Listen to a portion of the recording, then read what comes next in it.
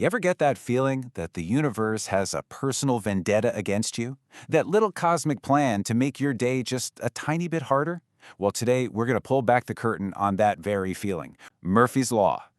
And let's just start with the absolute classic, right?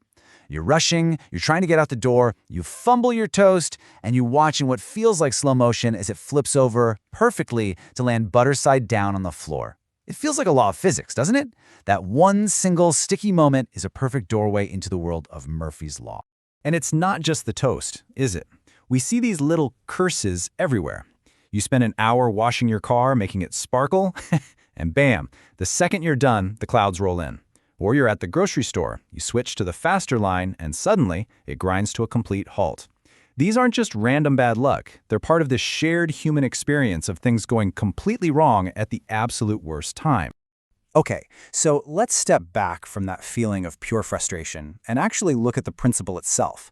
What are we really talking about when we say Murphy's Law? Because, it's a lot more than just a snappy comeback for when things go south. Here it is, the big one, the one we all know. Anything that can go wrong will go wrong. It's so simple, kind of brutal, and just impossible to forget. This is the version that perfectly captures that feeling of course this would happen to me. But there's another version, one that's a bit more complex and frankly a whole lot more serious. If there are two or more ways to do something, and one of those ways can result in a catastrophe, then someone will do it. Whoa! Suddenly we're not talking about messy toast anymore. We're in high-stakes territory, where a simple mistake or a roll of the dice can lead to a real disaster. But here is the most important thing to get your head around. Despite how it feels, this is not some spooky, mysterious force bending reality to mess with you. There's no cosmic conspiracy trying to ruin your day. Nope. The real explanation is actually much, much closer to home. And that brings us right to the psychology behind it all. The real magic of Murphy's Law, it isn't out there in the universe, it's right inside our own heads. It's all about what our brains choose to pay attention to and, more importantly, what they choose to remember. So, wait a minute. This begs a huge question, right? If it's not some real force of nature, is Murphy's Law even real at all? Are we all just kind of making it up? Well, the answer is a little more interesting than just a simple yes or no.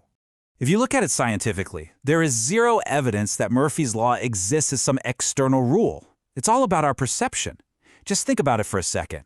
When things go right, when your toast lands safely, when your car stays clean for a week, you barely even notice. That's just normal.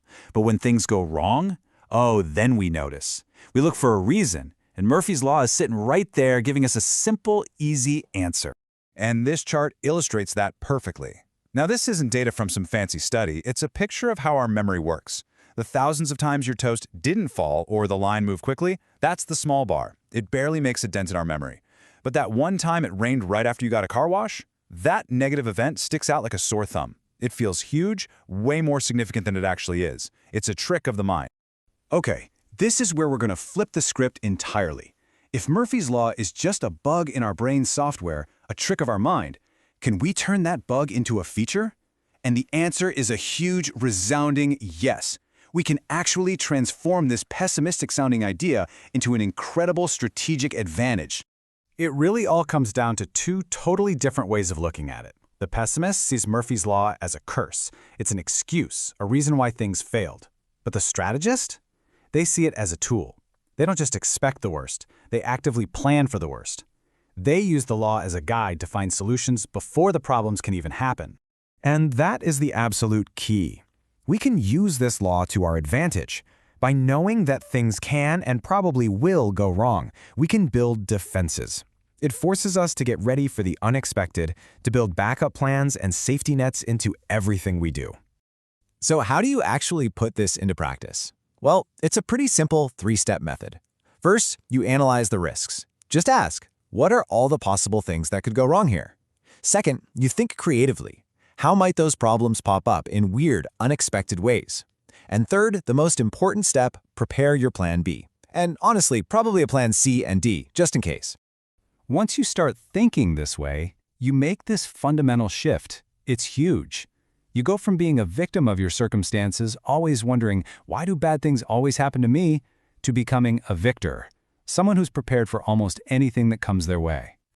So look, if you take one thing away from all this, let it be this right here. Murphy's Law isn't a curse that's dooming you to fail over and over. It's an instruction manual. It's a guide that literally tells you exactly where to look for the weak spots in your plans so you can fix them ahead of time. So I'm going to leave you with this one question. Think about whatever you're working on right now, your projects, your goals, even just your daily routine. You already know what can go wrong. The only real question left is, what's your plan B?